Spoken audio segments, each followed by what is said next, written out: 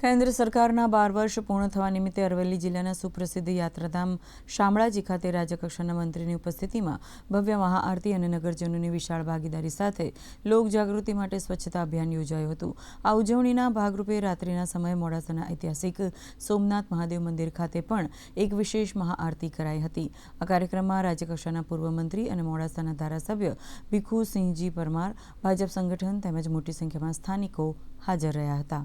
મોદી સાહેબ આવનારા સમય માટે આ દેશની વધુમાં વધુ સેવા કરે અને એમની તંદુરસ્તી જળવાઈ રહે એ માટે સમગ્ર દેશની અંદર આજે વિવિધ પ્રકારના કાર્યક્રમો થયા છે। એના અનુસંધાનમાં મોડાસા ખાતે સોમનાથ દાદાના મંદિરની અંદર મહાઆરતીનું આયોજન કરીને અમે સૌએ પરમાત્માની આરતી કરી છે અને એ ફરીથી એ મોદી સાહેબ ભગવાન એમનું આયુષ્ય વધારે એવી પ્રાર્થના કરીએ છીએ।